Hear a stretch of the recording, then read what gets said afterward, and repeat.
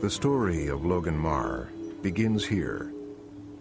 It's a poor neighborhood, like most of the places in this state where child protective cases begin. A phone call to the state's Department of Human Services warned that an infant girl living in this building with her teenage mother might be unsafe. A DHS caseworker was sent to investigate. Logan was still in her crib, and I had just gotten up, and I had just put out my first cigarette, and I walked to the door, like, who is it? She's like, Diane Sanborn, Department of Human Services. I'm like, yeah, what do you want? We need to talk to you. So I opened the door, and she wanted to look at my cupboards, and she wanted to look at my fridge, and she wanted to see Logan. So I brought Logan out of her room. Caseworker Diane Sanborn's notes from that day. Logan is a very beautiful child with brown curly hair and big brown eyes. Logan did not appear fearful of her mother, and in fact, because I was a stranger, was more attached to her. Christy asked Sanborn who had made the report. She wouldn't tell me who had called. I said, I think I know where you got it, and she wouldn't confirm it, but she wouldn't deny it either. So it was one of those things. Who was it? My mother. Christy and her mother, Kathy, had had a stormy relationship. Shortly after giving birth to Logan, Christy had moved into her mother's small apartment. The two fought constantly over how to raise the baby. When I used to stand up for myself, she used to get so mad, you know, and, well, then you need to leave. You know, one of those attitudes. Then I'd leave, and she'd call the state. Caseworker notes on Kathy's phone call. Kathy has always been concerned that Christy is too immature and troubled to be a good parent to Logan. Kathy said Christy screams and hollers at the baby all the time. Kathy said the other day Christy was left alone with the baby. When Kathy returned, Christy was crying and said, I can't stand this, and ran out the door. Hello, my name's Shaylee Anthony from the Department of Human Services. Now you get a case on the grandmother? I do have some concerns about her ability to protect. Kathy's phone call was one of over 15,000 reports of suspected neglect or abuse fielded by Maine's DHS that year. Many of these reports must be investigated by child protective workers, some just out of college. The baby fell out of the bed, and I didn't know whether that would be inadequate care and supervision or threat of physical abuse. In cases where there is an imminent risk of serious harm, caseworkers will immediately seek the removal of the child. More often, they will first try to fix whatever is wrong inside a family. In Christy's case, despite her mother's charges, the agency at first found little to fault in her mothering of Logan. I was never accused of being an abusive or an unfit mother. Just had things I had to work on, is how they claimed it. What Christy had to work on was what DHS considered an unhealthy relationship with a boyfriend who had admitted using drugs. The department told Christy that she would have to follow a new set of rules. DHS service agreement. Christy will not allow anyone to live, reside, or stay over until this person has been screened and approved by the Department of Human Services. Christy will submit names of people or person with whom she is or plans to be intimately involved, and shall not allow any contact between that person and Logan until assessed and approved by DHS. As the months passed, records show, Christy tried to live by the agency's mandates, but she became more and more resentful. Somebody else was running my life. I was just the person following rules. It wasn't my direction. It wasn't my thoughts, my opinions. It was theirs. It made it really hard to have your own life personal. Angry. That goes without saying. I think it was more hatred. But things for Christy only became tougher. Not only were her own relationships under scrutiny, soon so were her mother's.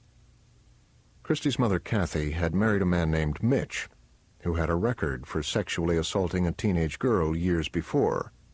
As long as Kathy and Mitch remained together, DHS warned, Christy would have to stay away or risk losing custody of Logan. Christy tried to keep away from her mother, but she had few other sources of emotional support. Inevitably, she ended up drifting back. DHS caseworker notes. Christy is missing Kathy very much and missing the companionship of that relationship. She says that she is lonely and does not feel that she has a lot of friends. Then Christy made a costly mistake. One day, she left 2-year-old Logan with a babysitter at her mother's house. Mitch, who had previously moved out, showed up outside. He was spotted by a neighbor who called DHS. Citing Christy's failure to protect her daughter from the threat posed by others, the department immediately sought custody of Logan. They went to court and they got an order saying that I was allowing my daughter around unsafe people. I'll take some of the blame. Sure, if I wasn't there, it wouldn't have happened. But at the same time, he wasn't supposed to be there. Quick, this way, leave alone, come on. Come here. DHS affidavit requesting Logan's removal. Despite the department's involvement with Christy since June 1996, Christy continues to demonstrate recidivism under scrutiny, a clear sign that Christy is unable or unwilling to make the necessary changes to provide a home free from threat of sexual and emotional abuse. The department is asking for custody of Logan Marr to be granted to the state of Maine's Department of Human Services. Hearing of the department's plan to take Logan, Christy took her daughter and fled, heading south towards Boston. But she realized her efforts to flee were futile and returned the same day.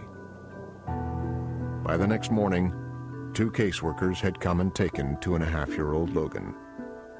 She was now in the custody of the state of Maine.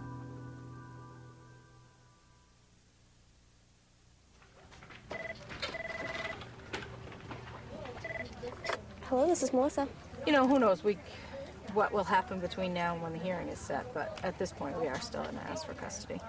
The removal of a child from a home deemed unsafe is the most emotional aspect of a caseworker's job. That's why when you asked me if you could visit with Mom again, I said no, because Mom, you know, isn't going to be a part of your life anymore. Though any decision to take a child must be vetted in court, the caseworkers themselves have the key voice. It is often an anguishing choice between protecting a child and destroying a family. Sometimes we'd have to go, you know, at night and get them. I've removed kids who were sleeping in their beds, you know, because that was the safest time to go and get them. Sally Schofield was a well-regarded caseworker in the Bangor office of DHS.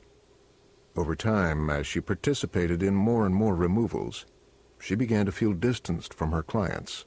I remember more than once having a birth mother tell me, well, go ahead and take that kid. That's all right. I'll have another one. And being astounded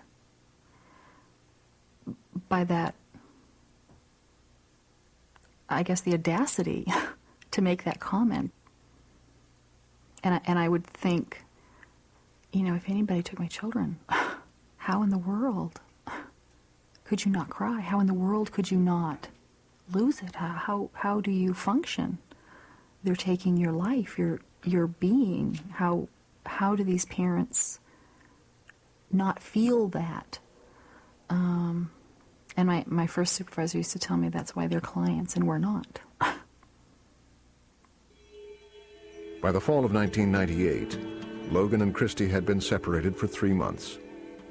Christy seemed unable to make the changes necessary to get her daughter back.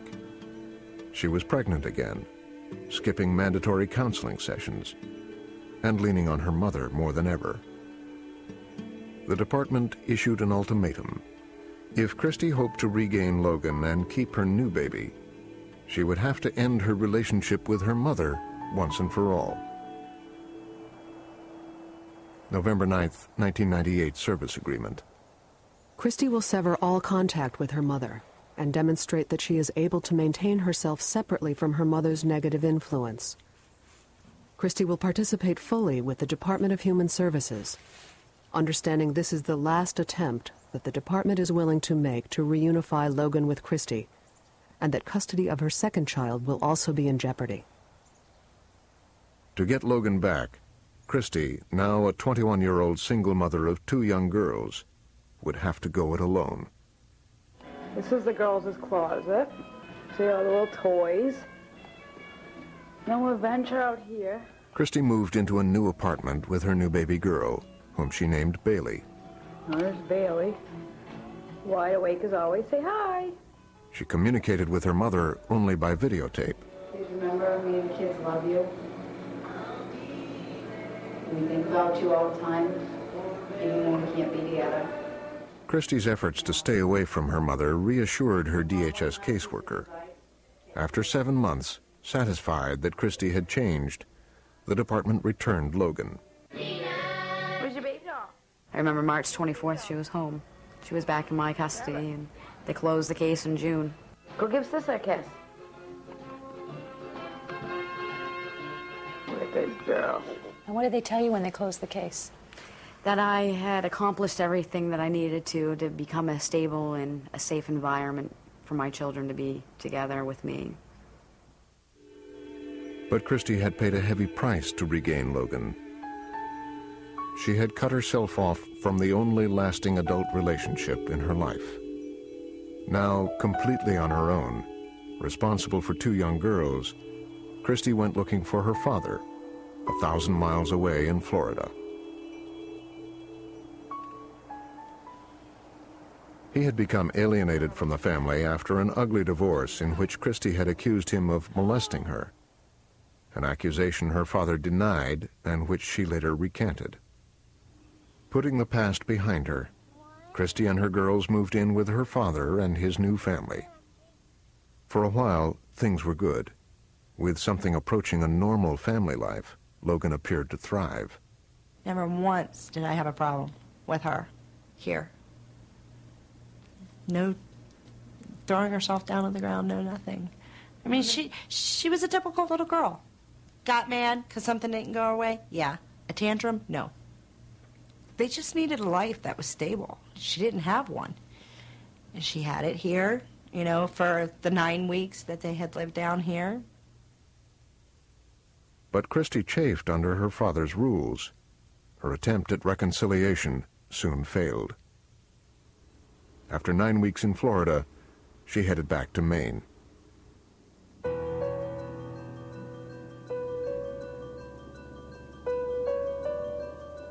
It was the dead of winter, and Christy had no job, no home, and no prospects. Then she made 2 fateful decisions. She moved back in with her mother and attached herself to another boyfriend of questionable character, a convicted burglar named Paul. Before long, they were married. Learning of Christy's trip to Florida and her new relationship, DHS reopened her case. They assigned it to an inexperienced child protective caseworker named Allison Peters. Peters received a tip, never confirmed, that Paul had hit Christy in front of Logan. She moved quickly, arriving unannounced at Christy's door with 2 police officers and a court order to remove her girls. There was a knock at the door. It was 11:30 in the morning. And I remember them walking in. They didn't even have the door, my hand on the door, and they just walked right in. Allison Peters notes. I took Christy aside and explained what was going to happen. She was very upset. I asked her to try to remain calm for the children's sake. I'm like, you can't do this. She goes, oh, yes, I can. I'm gonna. Logan started screaming, no, Mommy, don't let them take me. Mommy, please don't let them take me. I told her it was gonna be okay. She's like, no, Mommy, don't make me go. Christy helped us dress the kids and helped us put them in the car. She was appropriate in reminding the children that they knew me and they would be okay with me. I carried them all the way out to the van. I was surrounded by 2 cops and 2 caseworkers. They slammed the door and took off.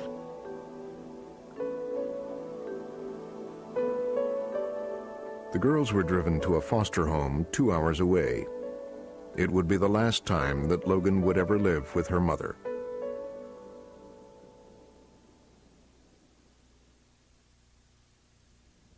As Christy was struggling with the loss of her girls, DHS caseworker Sally Schofield had begun to think about adopting a little girl of her own. She had 2 boys, Derek, 14, from a previous marriage, and 1-year-old Shannon, but she had always longed for a girl. I sort of felt like if I had 12 children, they'd probably all be boys. So I'd never get a girl. So we decided to pursue adoption. DHS discourages its caseworkers from adopting children from within the system. But Sally was determined to be an exception. She enrolled with her husband in a mandatory training program for adoptive parents, where her experience as a DHS caseworker immediately set her apart. I think probably the general consensus was that I was some sort of know-it-all, you know, because I would say, well, you know, I think that maybe we ought to look at this piece if something came up or whatever. And the instructors clearly were looking to me for clarification or for answers. And although I didn't notice it, my husband was noticing that there were certain people in the class who were just like, oh, great, here she goes again. In her years at DHS, Sally had developed great confidence in her own ability to handle children. When a pre-adoption assessment made some critical comments, Sally complained so loudly that the authors removed the offending language. Sally Schofield's pre-adoption assessment. When asked how she would deal with a child in a very challenging parenting situation, for example, a child who is out of control and not following the rules, Sally said she couldn't imagine a situation in which a child of theirs would be that far out of control. Well, we don't have a home for him yet, a definite home, so until we do, he'll be with you. Sally picked a good time to pursue adoption. In an effort to rescue kids from the limbo of foster care, the federal government had begun offering states like Maine financial incentives to place children in adoption. Also, biological parents were given less time to turn their lives around before losing their children permanently. The new legislation reflected a philosophical shift in child protective work, which for decades had emphasized keeping families together. Now the focus was on keeping children safe, even at the expense of the rights of their parents. For Christy, the clock was running out. By July 2000, her girls were still in foster care. Christy had only 8 months left to prove herself or face the likelihood of losing her daughters for good. Determined to get her girls back, Christy divorced Paul, worked 2 jobs, and attended mandatory classes and therapy sessions, riding for hours in DHS vans to get to them. What learning styles? It was just hard to keep up with things sometimes. It felt like I was dragging all the time. I didn't know when it was going to end. Well, where's the end to this? You do everything and you do everything, but it doesn't seem like there's an end. While Christy struggled to prove herself, 4-year-old Logan was beginning to show the effects of separation from her mother. The department had placed the girls with a new foster mother named Mary Beth Anderson. According to parts of Mary Beth's journal, Logan asked her from the start when her mother would get her back. April 16th. I told her I didn't know, that Mommy had choices and needed to make the right decisions so they would have a safe home. April 21st. Logan asked at breakfast if I thought her Mommy was going to get her back. She told me a story of how the cops came to Grandpa's house and said they would take her away, and Mommy cried. She says cops are bad. That month, Logan was seen by a therapist 5 times. The therapist listed the themes in Logan's play as Mommy and Daddy fighting, Mommy and Daddy losing their baby, big sisters taking care of little sisters, and someone took me away, but I don't know why. The little girl who had seemed so happy in Florida only a few months before was now in obvious pain. Mary Beth Anderson's journal. May 10th. Logan's outrage is still bad. The child has anger by the ton. Logan pushes and pushes, and if I don't react, pushes further with whining and screaming no, and punching with closed fists and kicking. May 24th. Logan started right off with, "Do you think my Mommy will get me back?" My pat answer is, "I don't know." She didn't get a reaction from me, so she escalated by talking loudly and non-stop about her mom right next to me. By July, Mary Beth was having trouble coping with Logan. Concerned that she might have been abused sometime in the past, she brought Logan for an evaluation to the Spurwink Clinic. Despite extensive examinations, Spurwink counselors could find no evidence of any abuse, physical or sexual. Instead, they recommended that Logan receive counseling to cope with the separation from her mother. Then, the night before Logan's first day of kindergarten, something happened. There was a physical incident between Mary Beth and Logan, an incident both Mary Beth and DHS refused to discuss.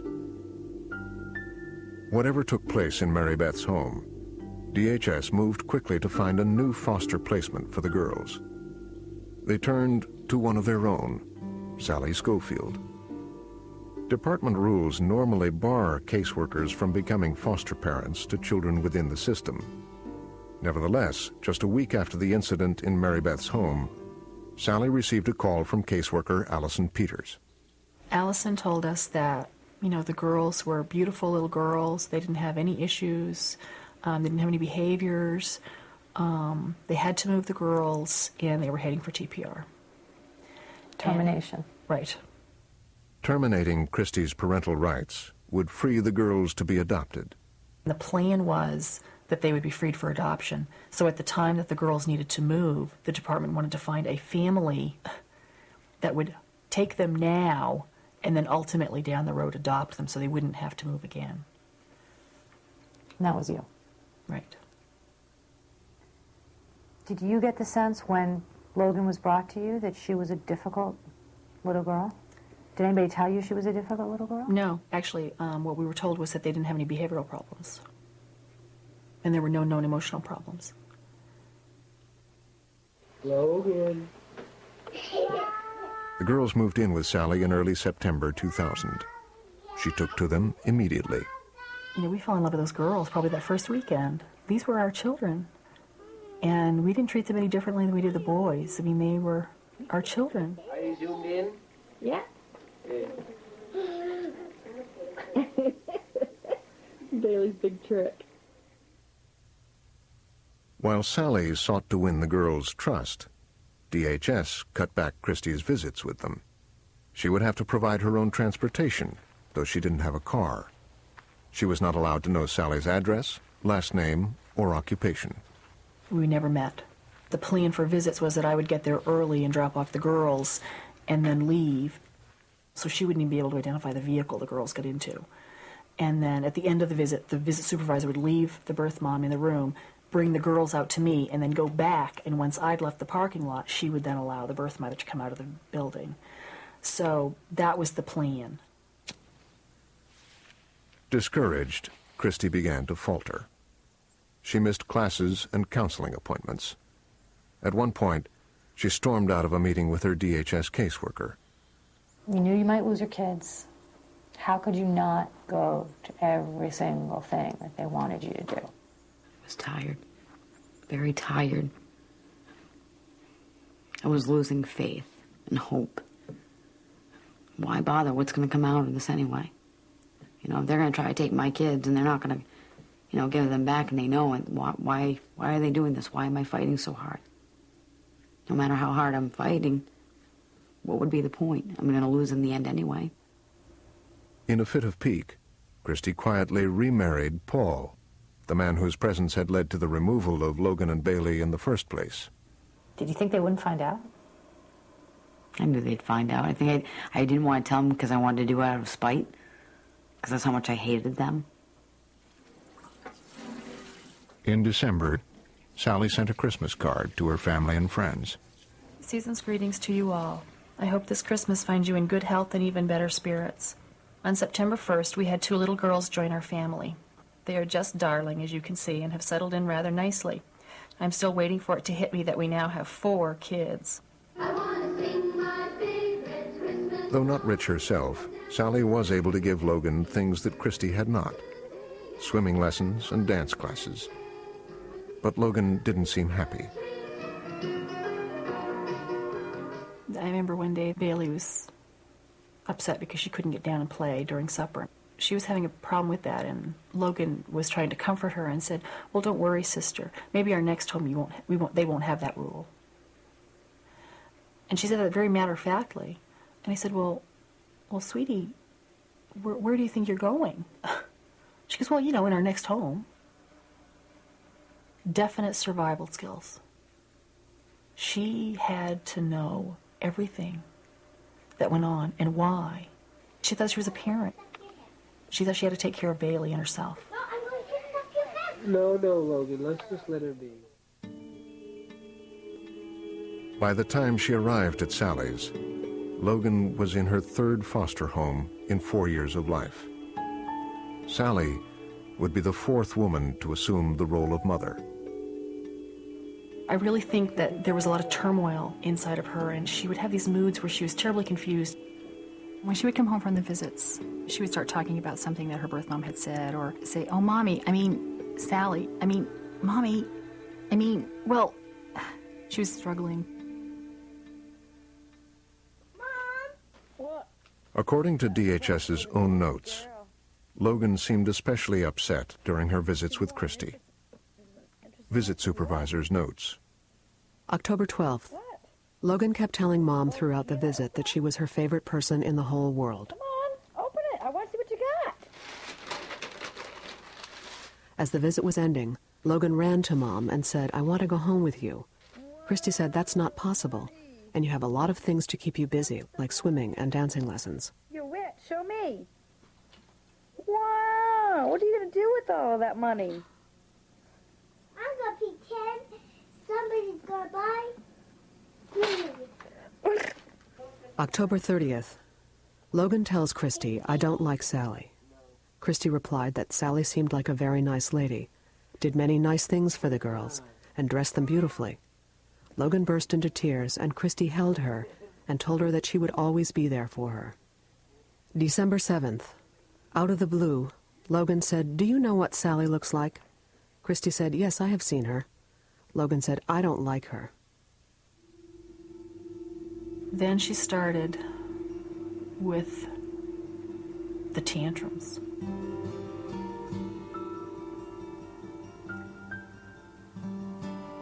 Things like normal temper tantrums. Kids, they get mad and they scream and they cry and they, stomp off to the room or whatever. Those are normal temper tantrums. She really had rages. She would scream at the top of her lungs that she didn't need parents. She didn't need us. She could take care of herself. She'd always done it. She didn't need parents for anything. She would destroy her bed.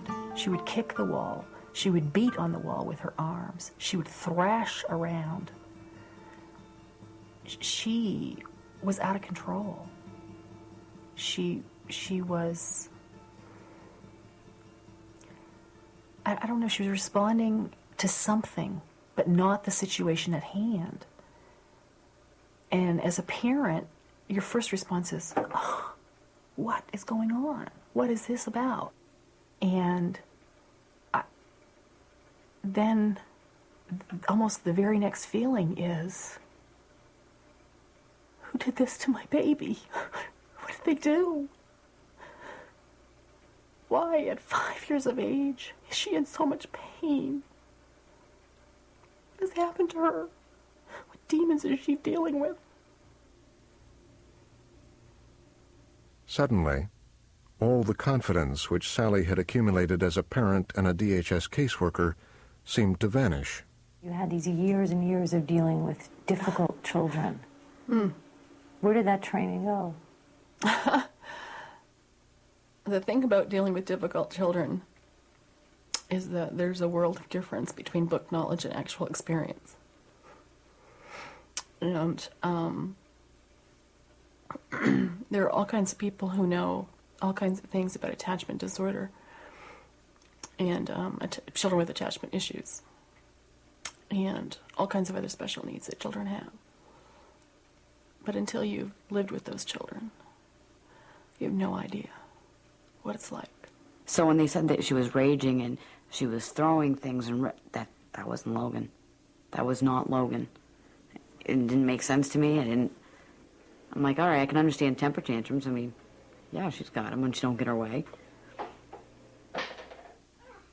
But it wasn't often. And these people are saying she had one every time she saw me. Well, what could be the reason she was doing it after she saw me? Maybe because she wanted to come home. In mid-October, Christy had a visit with her girls. As a DHS supervisor watched, Christy reportedly became alarmed over some discoloration on Bailey's behind, which later turned out to be diaper rash. Visit supervisor's notes. I told Christy that her concerns would be noted. Christy then told Logan that if anyone does anything she doesn't like or doesn't feel right, she should tell her. She told her that she could tell her mother anything, and Christy would never get angry with her. A few weeks later, according to a news account, caseworker Allison Peters sent Christy a letter chastising her for voicing her concerns. Logan does not need to distrust her foster home, nor any of the individuals caring for her, Peters wrote. You could have very well left Logan with a sense of fear and distrust. She ended the letter with a warning. Help make your visits a positive experience for Logan and Bailey so that they will continue. She would beg and fight with me at the end of the visit not to go back. I didn't know why. You know, she would tell me things, but I couldn't really discuss them with them or comment on them or ask her questions. Like? She would tell me that the foster parents would wrap her and her sister up in blankets and grab her face. And you know, she said that she would get in trouble sometimes. I'm like, you want to talk about it? She goes, no, I don't want to talk about it. On December 18th, Christy had her Christmas visit with her daughters. In a room full of gifts, she waited. Can you hear them? Here they come. I remember going in that room and just waiting with the camcorder. I could hear them coming down the hall. Here they come. Because it was my mom's Christmas present. Because she couldn't be there to see the kids. Mom, What? what are you doing? While a DHS visit supervisor sat listening, Logan told her mother that Sally had hurt her. Mommy, well, just so you know, Sally on my birth mom? No, I'm your birth mom. You mean your foster mom? Mm-hmm. Yeah. She did this to me, and I cried, and it hurts me. What did she do to you? Look. I'm very sorry. And she did it to my sister, too. It stunned me what would make a 5-year-old stop opening Christmas presents on that day to say what she did to me about Sally grabbing her face, making her hurt on her sister too. What did you think when she said that? I didn't know what to think. I believed her though. And I wanted to ask her so many questions. Why? What happened? I went to say something and I got a look from the supervisor. Like, you know, head shaking, no, don't go into detail.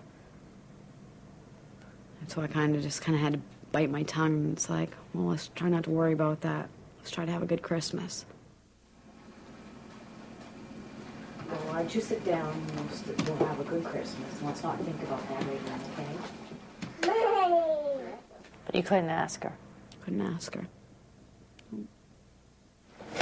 Mommy, I love you. You know what? I love you. Hey, whatever you guys got here today, you guys are more than welcome to play with. That was the whole purpose. Having Christmas together. So that way we could spend it together. And not on my phone. In early January 2001, during another supervised visit, Logan again told her mother that Sally had handled her roughly, wrapping her up in a blanket. And again, Christy was signaled not to pursue the matter. DHS's own rules require caseworkers to visit every foster home quarterly and to promptly investigate any complaint of physical abuse. Allison Peters did neither. Peters declined Frontline's request for an interview. By January, Sally had quit her job as a caseworker, and DHS had decided to pave the way for her adoption of the girls, despite clear and repeated warnings that she was having a difficult time dealing with Logan. On January 8th, just 5 days after Logan's last allegation, Allison Peters emailed Sally. Christy is still up to her old tricks, so she continues to make termination of parental rights easier and easier to get.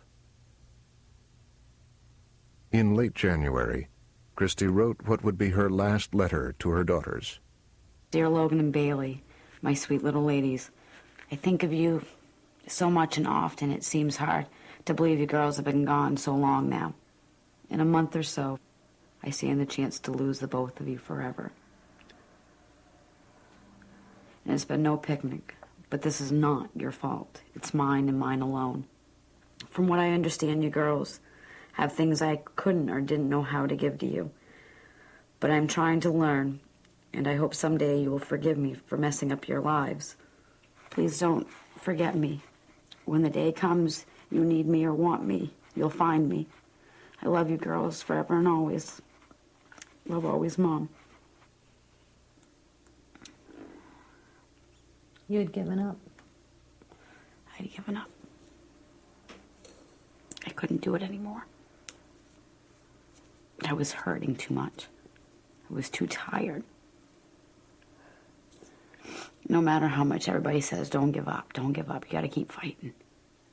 They weren't walking in my shoes. They didn't know what I went through day in and day out. Maybe if they did, they'd know. You know, getting pressures from different ends of the world. I was just too tired. Too frustrated. Logan never heard Christy's letter. Christy had hoped to give it to her on their next visit, scheduled for January 31st. There was a blizzard that day. Sally called her babysitter to tell her that Logan's visit with Christy was off. When I got home, about, I don't know, a little before 3, I guess, Logan was asleep. And when she woke up about, I don't know, half hour, 45 minutes later, she woke up raging. And I went in and asked her what was going on. And she just wasn't even responsive to my questions. I mean, it was like she didn't even know. She couldn't even tell me. She just wasn't herself.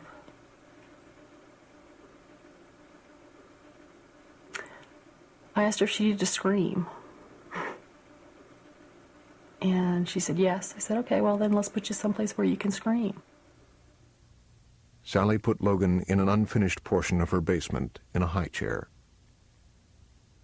She was free to get out of that chair. Absolutely. How long was she there?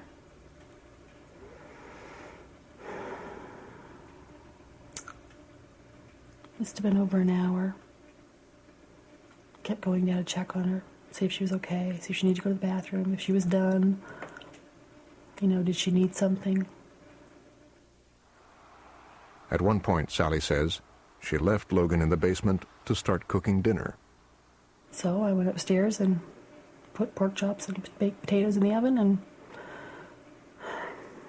I had been up there 3 minutes, and I came back and she was quiet, and I said, "Are you done?" And she didn't answer. Sally would later say she found Logan lying in a heap on the floor, still confined to her high chair. She wasn't breathing. My 5-year-old fell into her head. She's not breathing. She's not breathing at all? No, I tried CPR, and I can't find a pulse. Logan was rushed to Maine General Medical Center, where she was pronounced dead. That night, the police came to interview Sally Schofield. So I went down to the bottom of the stairs and I said, "Logan, are you done?" And she was on the floor, still in the high chair. And my first thought was, oh my God, you know, she hit her head, she's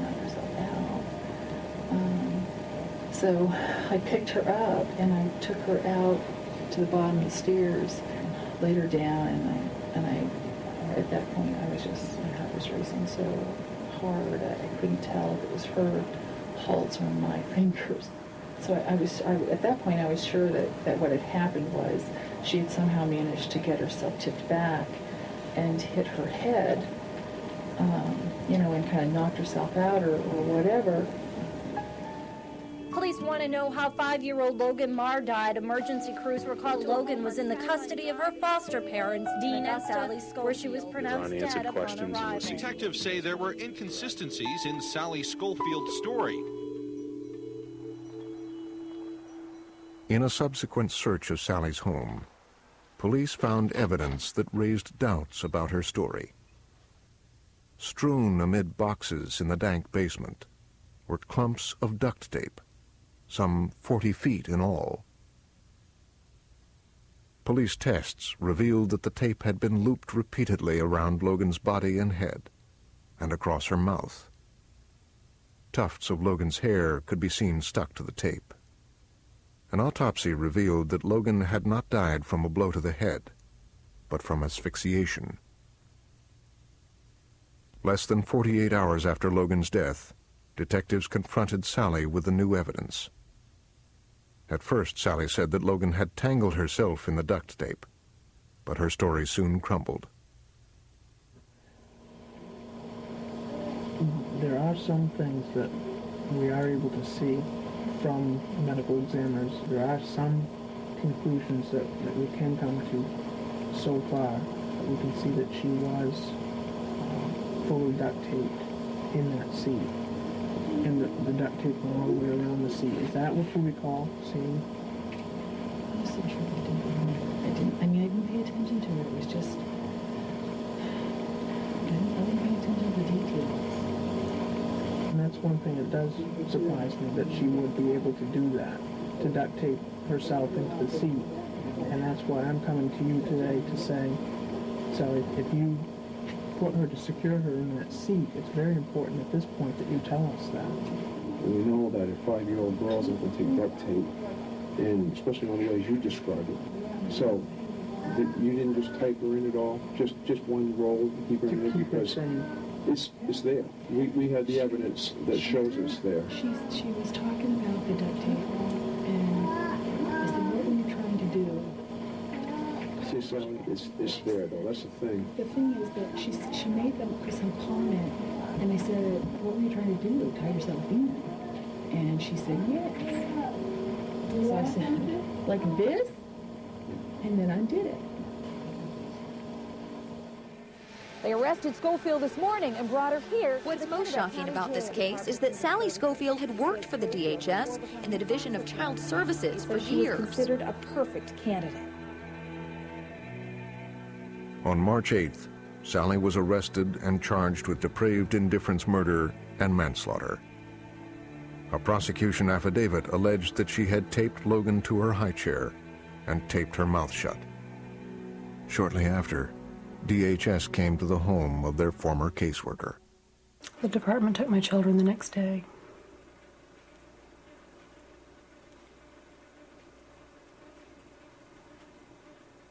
Did they warn you that that was going to happen? They called me at 6:30 that night to say we're on our way with a petition. We're going to take your kids.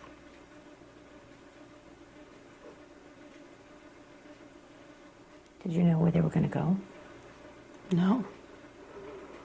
I told them that I would leave the house, that they didn't have to take my children. We'll have family come in here and stay with the children. You don't need to remove the children.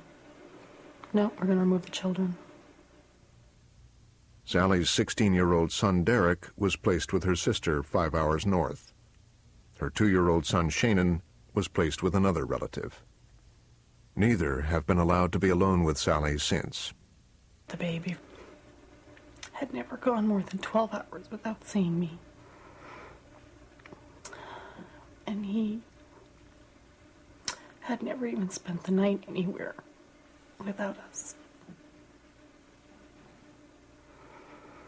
And they took him and We weren't allowed to see him for 10 days. And he was sick, and he was tired, and he cried, and he cried, and he kept calling for Mommy and Daddy.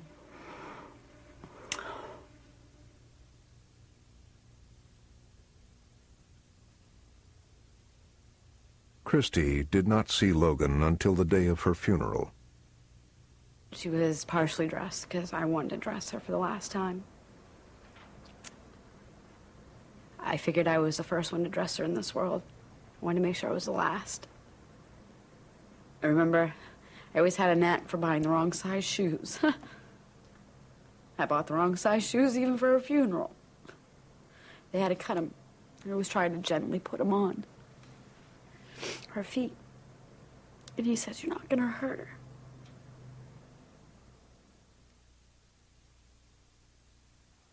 In June 2002, Sally was tried for the death of Logan. In her interviews with Frontline, taped before the trial, she would not discuss the circumstances of Logan's death, but she denied having intentionally harmed Logan. You maintain that what happened was unavoidable. It was certainly unforeseeable, not planned. There was absolutely no intention of anything. Never in my wildest dreams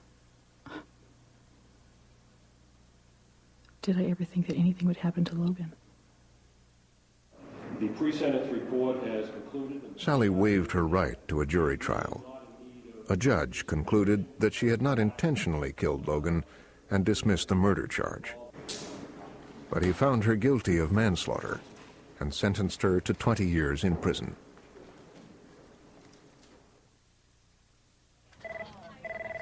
No formal disciplinary action was taken against any DHS employees in connection with Logan's death.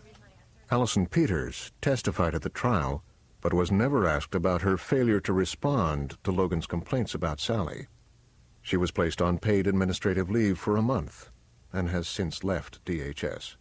Happy birthday to you. Following her sister's death, 2-year-old Bailey was moved to her third foster home. Birthday, dear Bailey. Happy birthday to you. For the next year, Christy battled DHS to get Bailey back. I won't take a picture, watch. Finally, in February 2002, Bailey was returned to Christy for good. Almost a year and a half after her daughter's death, Christy says she was told that Maine DHS had officially closed her case file. While the outcome of the Marr case was exceptional, many have worried that the sequence of events leading up to Logan's death was all too common. The system is broken, it's broken, it's broken. State lawmakers have conducted 2 separate investigations of DHS. Dozens of people emerged to complain of mistreatment at the hands of the department. Many of their testimonials echoed the Marr case. That we're taking kids from places that aren't that bad, putting them in places that aren't that good, and completely leaving out of the equation the bond between the parents and children. They spoke of a department too hasty in removing children. They forced me to take him to the hospital for a shake and baby exam. And all of the tests came out negative. And yet they still kept my child based upon I didn't hurt him this time, but I might in the future. Of a secretive process with little review or oversight. People who aren't accountable to anybody probably are going to make some mistakes. That system must be penetrated. Throughout the controversy, DHS maintained a public silence about the Marr case. Citing confidentiality, senior DHS officials have refused Frontline's requests for an interview and declined to respond to written questions about the case. But in part to counter the impressions left by the story of Logan Marr, DHS made Frontline a rare offer: to observe their normally confidential child protective system from the inside. In January of 2002, a frontline crew moved into the Bangor field office of DHS for more than 3 months. Because just as soon as you left the case, they moved in the farm with the sex offender. Where we followed caseworkers as they made difficult calls under pressure. I want to see my son. My son wants to see me. Yeah, but that doesn't mean it's going to happen, Keith. And talked to families caught up in the system. I could call and say, you beat one of my kids. Does that make it true? Next week, part 2 of our look at Maine's Department of Human Services. A portrait of caseworkers in action.